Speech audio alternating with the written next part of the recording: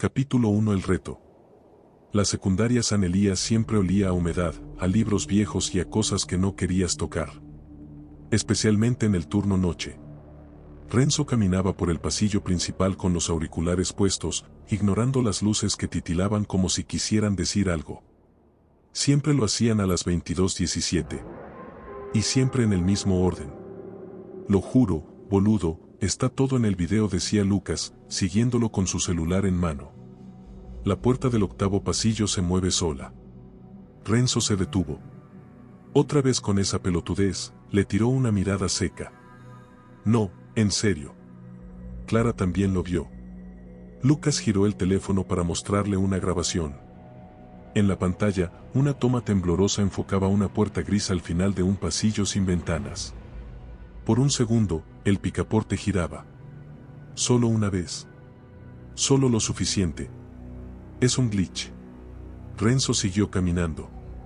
Clara apareció por detrás, sin hacer ruido como siempre. Tenía los ojos enormes, como si no durmiera hace días. No fue un glitch, dijo. Sentí algo cuando la puerta se movió. Como si nos estuvieran mirando desde adentro. Renzo se detuvo otra vez. Sus ojos se cruzaron con los de ella por un segundo demasiado largo. Luego suspiró. ¿Querés que vayamos? Vamos. Pero grabamos todo. Lucas sonrió como si acabara de ganar la lotería. Eso. Mañana a la noche. Después de clases. Solo nosotros 4. Fátima también dijo que viene. ¿Fátima? Preguntó Renzo. Sí, la nueva. Dice que sabe lo que pasa en esa puerta. Clara palideció un poco más. Renzo no dijo nada. Solo asintió. Desde la otra punta del pasillo, el bedel los observaba. Sentado en su silla de siempre, con el uniforme que parecía de otra época. Sin moverse. Solo los miró y murmuró algo para sí. Nadie entra al octavo pasillo. Nadie. Capítulo 2. Después del timbre. La escuela vacía tenía otra acústica. Después del último timbre, cuando todos se iban y las luces automáticas empezaban a fallar, los ecos se volvían más densos. Más vivos. Renzo, Clara, Lucas y Fátima esperaron en el salón de tecnología hasta que el silencio lo cubriera todo. Eran las 22:15. No quiero hacerlo, dijo Clara en voz baja. Algo se va a romper. ¿El candado? Lucas se rió. No hay candado, Clara. Solo una puerta vieja. No me refería a eso, susurró. Fátima, sentada sobre una mesa, giró lentamente hacia ellos. No la conocían bien. Había llegado hacía apenas una semana. Nadie sabía de qué escuela venía, ni por qué había pedido el turno noche. Esa puerta no está cerrada, dijo. Está sellada. Por dentro. El silencio que siguió fue espeso. ¿Vos cómo sabés eso?, preguntó Renzo, cruzado de brazos. Porque estuve ahí. Antes. Clara la miró como si acabara de decir que había vuelto de la muerte. No deberíamos ir, insistió Clara. Sí deberíamos, corrigió Renzo. Para ver qué hay. Para probar que no hay nada. Lucas se levantó. Levantó el celular, cámara lista. Es ahora. Vamos. El grupo caminó por el pasillo que los llevaba al sector más antiguo del colegio. El piso crujía. Las luces parpadeaban, aunque ninguna se apagaba del todo. Entonces lo vieron. El octavo pasillo. Era distinto. Más largo de lo que parecía desde el mapa escolar. No tenía ventanas, solo lockers cerrados con cadenas oxidadas. El aire era más frío. Y al final, la puerta. Gris, sin número, sin picaporte. Solo una cruz grabada a mano, con uñas o algo peor. Lucas apuntó con la linterna del celular. ¿Listos? Fátima dio un paso al frente. Se agachó frente a la puerta y sacó de su bolsillo un pedazo de tiza roja. Nadie abre esta puerta sin pagar el precio. ¿Qué? Renzo frunció el ceño. Esto no es un reto. Es un ritual. Y comenzó a dibujar en el suelo un símbolo extraño. Algo que ninguno de ellos había visto nunca. En ese momento, las luces del pasillo se apagaron, todas a la vez. Y desde el otro lado de la puerta se escuchó un golpe. Fuerte. Y luego otro. Y luego, una voz. ¿Quién? Despertó. Capítulo 3. Las reglas del juego. La puerta vibraba con cada golpe. No eran temblores. Eran latidos. Renzo retrocedió un paso, pero Fátima no se movió. Seguía dibujando. El símbolo estaba casi completo, un círculo con espinas, un ojo abierto en el centro y 3 líneas que salían hacia el pasillo como raíces. Tiza roja, pero parecía sangre. ¿Qué mierda estás haciendo?, preguntó Lucas, grabando, aunque su voz temblaba. El sello de contención, dijo Fátima, sin levantar la vista. Si no terminamos el ritual, se abre sola. La voz tras la puerta volvió a hablar, más clara ahora. ¿Hay 4? ¿O son 5? Clara tapó sus oídos. Estaba llorando sin entender por qué. No está hablando, susurró. Nos está sintiendo. La puerta dejó de golpear. Por un instante, el pasillo quedó en silencio. Y luego, un chasquido. El celular de Lucas se apagó solo. El de Renzo también. Las luces de emergencia se fundieron como si se hubieran quemado desde adentro. Oscuridad total. Nadie se mueva, dijo Fátima, con una calma que no era suya. Clara gritó. No porque vio algo. Porque sintió algo pasarle por el costado. Frío, invisible, como si el aire se partiera en 2. Y entonces, una voz distinta. Desde dentro de sus cabezas. No hablaba, pensaba en ellos. Las reglas del juego han cambiado. Las luces volvieron por un instante, parpadeando. La puerta seguía cerrada. Pero el símbolo en el piso ya no estaba. Había desaparecido como si nunca hubiese sido dibujado. Renzo respiraba agitado. ¿Qué fue eso? Fátima lo miró por primera vez con verdadero miedo en los ojos. Eso no estaba en el ritual. Capítulo 4. El umbral quebrado. La oscuridad había sellado el pasillo, pero algo dentro comenzó a resquebrajar ese velo. Un ruido sordo, como el eco de un latido lejano, se hizo presente en el silencio total. Los 4 se quedaron inmóviles, sintiendo como el aire se espesaba a su alrededor. Fátima, aún con la tiza manchada de un rojo profundo en las manos, miró hacia la puerta oscura del 8º pasillo. El sello se está rompiendo, murmuró, con voz apenas audible. Renzo dio un paso hacia la entrada, impulsado por la mezcla de curiosidad y terror. No sé qué demonios está pasando, pero debemos saberlo, replicó, empujando suavemente la pesada puerta. La puerta, antes inamovible, cedió con un chirrido escalofriante. En esa grieta se filtraba una luz pálida, como la de una luna rota, que contrastaba con la penumbra del resto del pasillo. Una brisa helada se coló a través del umbral, trayendo consigo el susurro tenue de voces antiguas. Clara, que hasta entonces había estado en silencio, sintió un estremecimiento recorriendo su espalda. ¿La sienten?, preguntó, casi en un sollozo contenido. Es como si alguien, o algo, nos estuviera observando desde ese haz de luz. Lucas, sosteniendo el celular con mano temblorosa, grabó el momento. Esto es real, chicos, pero no sé si podemos retroceder ahora. La luz del umbral empezó a extenderse, arrastrándose por el piso, como si la mismísima oscuridad se estuviera destruyendo a sí misma. Al otro lado, en la penumbra que invadía el pasillo, se percibían sombras que se movían en patrones incoherentes, como danzas descompuestas. Algo estaba despertando. Fátima inició un murmullo de palabras en un idioma olvidado mientras completaba el símbolo en el suelo. Parecía que cada trazo buscaba reconstruir lo que el ritual se había propuesto contener. Pero a cada palabra, el susurro se transformaba en un clamor casi ensordecedor. El umbral se ha quebrado, y el pasado reclama su venganza. La presión en la atmósfera aumentó de manera insoportable. Renzo sintió que el suelo vibraba bajo sus pies, como si el colegio entero se retorciera en agonía. Clara, con ojos desorbitados, observó cómo una figura translúcida y etérea emergía lentamente de la luz. No era humano. Sus rasgos se deformaban y fundían en un contorno irregular, pero había en él la desesperación de todos aquellos que habían sido olvidados por el tiempo. El ser, que parecía una amalgama de antiguos alumnos y sombras, alzó un brazo espectral y habló con una voz que resonó en sus mentes. Habéis roto el sello. Ahora, la deuda del pasado exige pago. Lucas gritó, y en ese instante, el símbolo en el suelo comenzó a arder con llamas azules, tan frías como la muerte.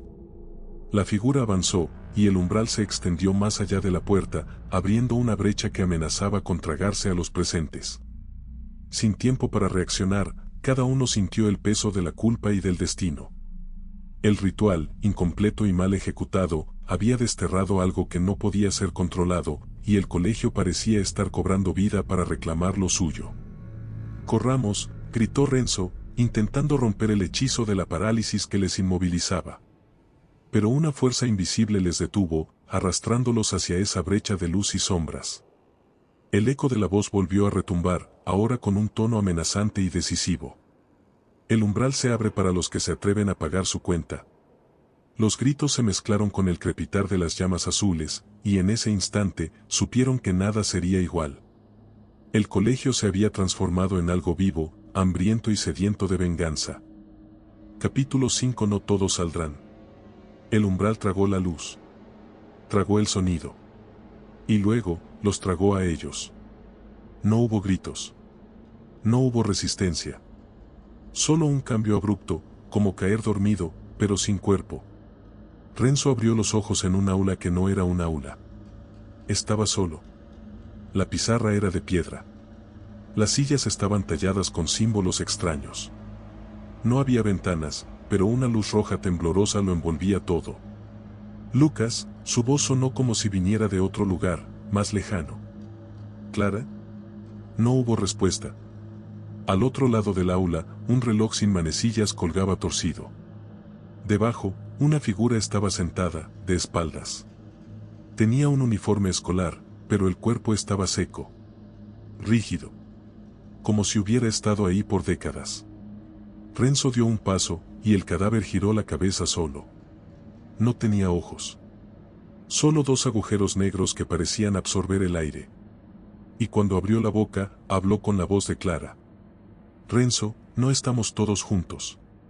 No por accidente. Renzo retrocedió. ¿Clara? Ella está atrapada, en su prueba. Como tú estás en la tuya. Las paredes del aula se deshicieron de golpe, como polvo flotando en el aire. Y Renzo cayó.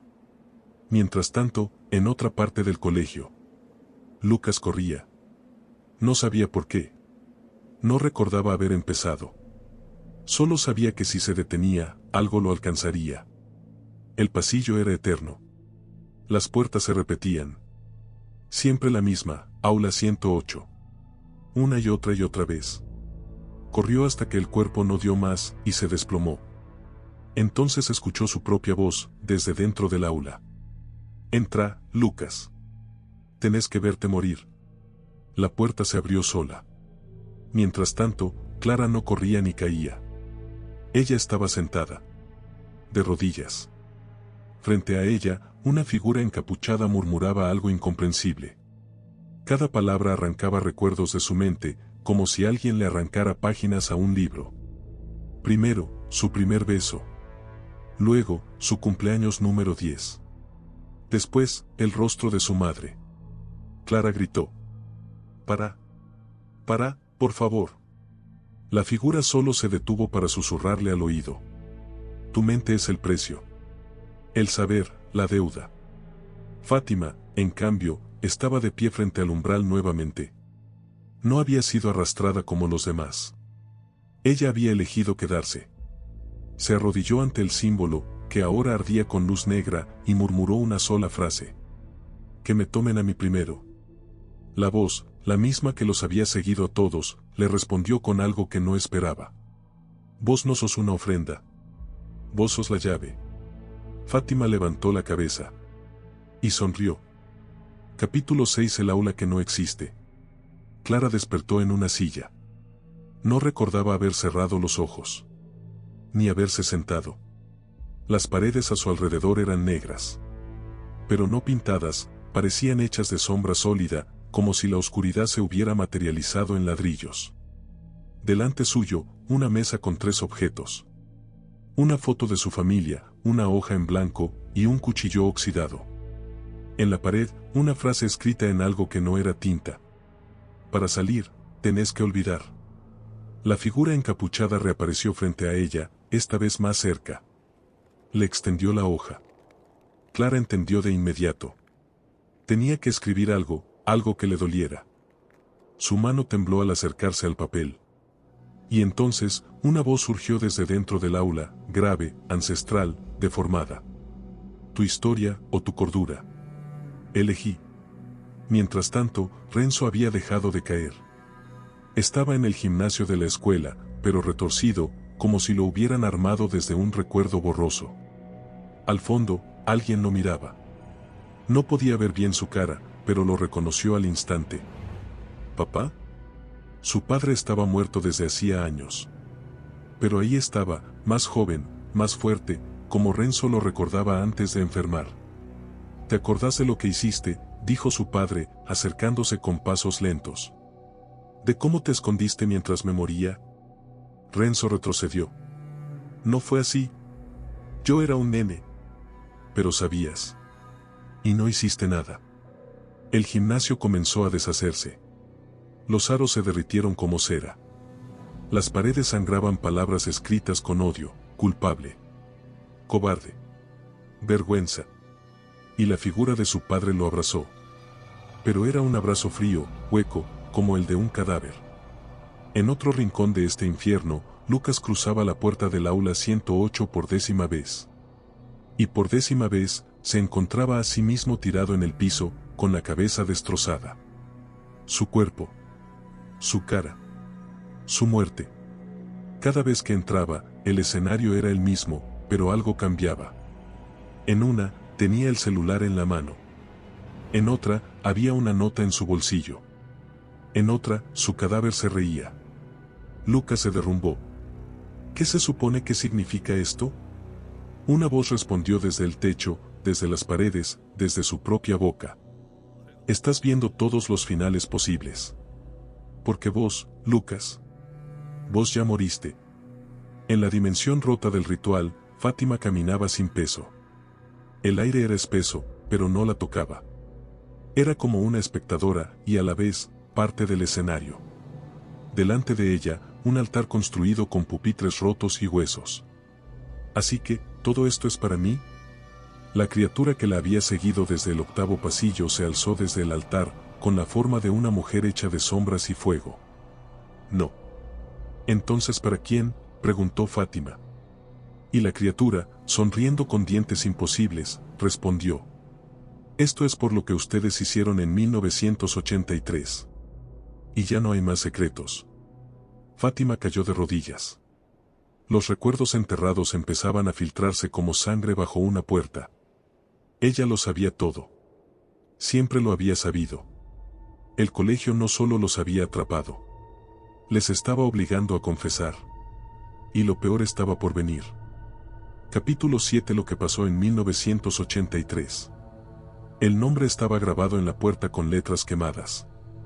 Archivo de personal docente /diagonal caso 1983 restringido. Fátima empujó lentamente. Las bisagras chirriaron como si lloraran. Dentro, había estantes repletos de carpetas húmedas, fotos borrosas y documentos censurados. Una lámpara colgaba del techo, girando sola. En el centro del cuarto, una única silla enfrentaba un espejo. Y en el reflejo, no se veía a Fátima, sino a una versión joven de sí misma. No murmuró, retrocediendo. No puede ser. El reflejo habló con su voz, pero una más joven, más inocente. 1983. Vos estuviste ahí, Fátima. No como estudiante. Como parte del ritual. Fátima comenzó a temblar. Los recuerdos volvían como cortes. Un círculo de niños en una sala escondida. Una directora hablando en latín. Un fuego azul. Y una niña, una que no debió morir. Rocío, susurró. Ustedes la ofrecieron. La imagen en el espejo asintió. Ella no murió por error. Murió por ustedes. Y vos lo viste todo. Fátima se derrumbó. El colegio la había criado, la había educado. Le había dado refugio. Pero también la había convertido en testigo de un crimen imposible. Mientras tanto, Clara, aún frente a los tres objetos, finalmente alzó el cuchillo. Temblaba. No sabía por qué lo hacía. Solo lo sabía. Para olvidar, hay que ofrecer algo real. Clara cortó la foto. En el centro, el rostro de su madre. Al instante, sintió el vacío. No pudo recordar su olor. Ni su voz. Ni su nombre. Gritó. Pero la puerta se abrió. Renzo, atrapado en el abrazo muerto de su padre, escuchó una voz familiar. «Soltalo, viejo de mierda». Lucas apareció entre sombras, empapado en sangre, pero vivo. Con una de las sillas del gimnasio, embistió a la figura espectral. El impacto deshizo la ilusión. Renzo cayó al suelo, jadeando. «¿Cómo saliste?», preguntó Renzo. «No salí. Solo me di cuenta que no era real. Ninguno de nosotros está muerto, todavía». Los tres, Clara, Renzo y Lucas, se reencontraron en el pasillo de las aulas, aunque todo a su alrededor crujía como un edificio a punto de colapsar. La escuela ya no era una estructura. Era un organismo, vivo y enfermo. Y en medio de la oscuridad, Fátima los esperaba. Pero ya no era la misma. «Tenemos que hablar», dijo, con la voz quebrada. «Ustedes no fueron elegidos por casualidad». Lucas frunció el ceño. «¿Qué estás diciendo?». Fátima los miró uno a uno. «Sus padres también estuvieron aquí. En 1983. Fueron parte del pacto. Nosotros somos el precio». Y detrás de ella, una figura comenzó a materializarse. La niña. La que murió. Rocío. Sus ojos no tenían iris. Solo oscuridad. Pero en su boca había una sonrisa serena, casi dulce. Y entonces habló. «Ahora que todos recuerdan, podemos comenzar de verdad. El ritual no era solo un error del pasado. Era un ciclo. Y este grupo era la próxima generación en la ofrenda». Capítulo 8. El nombre verdadero. El aire dentro de la escuela se volvió pesado. Como si cada respiración costara un recuerdo. Las luces fallaban, y cada parpadeo dejaba ver a Rocío más cerca. «¿Qué sos?», preguntó Lucas, con los dientes apretados. Rocío inclinó la cabeza, como una marioneta colgando de hilos invisibles. «Soy lo que dejaron atrás. Lo que sacrificaron. Lo que no pudieron enterrar». Fátima temblaba. La sangre se le había ido del rostro. Ella no era como los otros. No murió, fue sellada. «Sellada como», dijo Clara. Fátima tragó saliva. Se usó su nombre verdadero. Eso le quitó el alma. La volvió parte del ritual. Y ahora quiere devolvérnoslo, uno por uno. Los pasillos cambiaban mientras hablaban. El suelo se abría en grietas, de donde salían voces infantiles. Los lockers vomitaban fotos, exámenes, libretas con nombres tachados, todos de estudiantes desaparecidos. Renzo recogió uno, Martina L. 1983, sacrificio aceptado. Dios, eran todos chicos. Lucas apretó el puño. ¿Quién permitía esto? Fátima respondió sin mirarlos. Nuestros padres. La escuela era un templo. Las aulas, altares. Los alumnos, ofrendas. Y ahora, la generación marcada debía elegir, repetir el ciclo o romperlo. Pero para romperlo, había que pronunciar el nombre de Rocío en voz alta, 3 veces, en el mismo lugar donde murió. Solo que nadie sabía dónde era eso. Hasta que Clara miró al techo. Un punto exacto donde la luz nunca llegaba. El aula sellada. Oculta entre planos falsos. «Está arriba del aula de música», dijo Clara. «La puerta que no se abría». Lucas asintió. «Entonces subimos. Terminamos esto». Mientras trepaban, Rocío susurraba desde todas las paredes. «Decilo. Recordalo. Regálame tu voz». Y uno por uno, comenzaron a olvidar palabras. Clara olvidó su nombre. Renzo no pudo decir mamá. Lucas no recordaba su apellido. Pero Fátima todavía sabía cómo decirlo. Cuando llegaron al aula maldita, encontraron un altar cubierto de diarios escolares, sangre seca y fotos quemadas. Y en el centro, escrito con lápiz de niño: Rocío del Valle. Es ahora o nunca, dijo Clara, apenas pudiendo hablar. Fátima se adelantó. Rocío del Valle. Rocío del Valle. Rob. Un chillido la atravesó. Sus ojos se pusieron blancos. Sangre brotó de su boca. No podés decirlo, gritó la voz de Rocío. No sin darme algo a cambio. Fátima cayó de rodillas. Entonces, toma mi voz, dijo el tercer Rocío del Valle sin sonido, solo con los labios. La escuela explotó en un estruendo de viento y fuego. Y el cuerpo de Fátima se desintegró, convertido en polvo. Pero el nombre fue dicho. El sello comenzaba a romperse.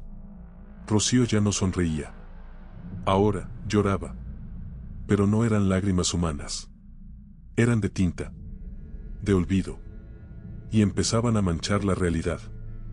Capítulo 9. El colegio sangra. El aire ardía. El colegio entero gemía como si fuera un cuerpo siendo abierto en canal. Y desde las paredes, la sangre empezó a brotar. No era simbólica. Era literal. Pintaba los pizarrones, empapaba los pupitres, bajaba como lluvia de los ventiladores. Lucas, Clara y Renzo corrían escaleras abajo mientras la estructura temblaba. Los ojos de Rocío, ahora enormes, flotaban en cada ventana rota, en cada reflejo. Los seguía con calma. No necesitaba moverse. La culpa los arrastraba directo a ella. Fátima se sacrificó, gritó Renzo. ¿Y ni siquiera funcionó? Sí funcionó, jadeó Clara. El sello se rompió. Pero ahora ella está libre. Lucas se detuvo. Señaló el piso. En la madera podrida, apareció una palabra nueva, escrita con sangre reciente. Aula cero. ¿Qué es eso?, susurró Clara. Lucas negó con la cabeza. Nunca existió una aula cero. Nunca en los planos. Renzo tragó saliva. Entonces es algo que construyó ella. La puerta apareció frente a ellos, una losa metálica en medio de la sala de actos. Las sillas estaban desordenadas como si alguien las hubiese lanzado con furia. El escenario crujía como si respirara. Cuando la abrieron, un pasillo descendía hacia la oscuridad total. Sin paredes. Sin tiempo. Solo bajaba. Y bajaba. Abajo, no había más escuela. Había un reflejo distorsionado de ella. Los tres entraron a una versión invertida del edificio. Todo flotaba. Las leyes físicas no existían. Las paredes eran de carne. Los relojes sangraban. Y al fondo, un círculo de niños sin rostro cantaba en un idioma antiguo. Rocío estaba en el centro. Ahora tenía cuerpo completo. Pero sin sombra. ¿Por qué están acá?, preguntó. Su voz era la de una niña, pero también de miles de otras. Lucas se adelantó. Venimos a terminar lo que empezó en 1983. Rocío ladeó la cabeza. ¿Y qué van a ofrecer? Silencio. Ella se acercó a Clara. Tu nombre ya no existe. ¿Querés recuperarlo? A Renzo. ¿Y vos? ¿Querés olvidar la muerte de tu hermano, la que vos causaste? A Lucas. ¿Y vos querés saber por qué te trajeron a este colegio, si vos nunca fuiste alumno? Lucas parpadeó. ¿Qué dijiste? Rocío sonrió. Y sacó una hoja vieja. Un formulario de inscripción. Con su nombre. Fuiste adoptado por la directora en 2007. Traído como reemplazo. ¿Reemplazo? Vos eras el plan B. Lucas cayó de rodillas. Todo fue una mentira. Entonces, Clara habló. ¿Y si no te damos nada? Rocío parpadeó. ¿Cómo? ¿Y si, en vez de sacrificarnos, nos quedamos acá, con vos? Silencio absoluto. Los niños del círculo pararon de cantar. Rocío parecía confundida. Nadie quiso quedarse antes. Bueno, dijo Clara. Nadie te preguntó si querías estar sola tampoco. Y en ese instante, por primera vez en años, Rocío no supo qué decir. Las paredes dejaron de sangrar. Los niños se esfumaron. Y en el centro del aula 0, una puerta blanca apareció. Pueden irse, dijo Rocío, bajando la mirada. No necesito más nombres. Clara extendió la mano. ¿Venís con nosotros? Pero Rocío negó con la cabeza. Alguien tiene que quedarse, por si vuelve a empezar. Cruzaron la puerta. La escuela estaba en ruinas, pero viva. El sol comenzaba a salir. Y con él, el olvido. No recordaban todo. Pero recordaban lo suficiente. Y sabían esto. Nunca debieron haber entrado. Pero ahora, nadie más tendría que hacerlo. Capítulo 10. El nombre que no debía ser dicho. Una semana después. Lucas se despertó en su cama, empapado en sudor. No sabía por qué. Ya no recordaba exactamente lo que había pasado. Tenía sueños con pasillos interminables y relojes que se derretían. Pero al despertar, todo era niebla. Clara había desaparecido. Renzo también. O al menos, eso creía. Porque en el grupo de WhatsApp que compartían, los mensajes habían sido eliminados. Todos.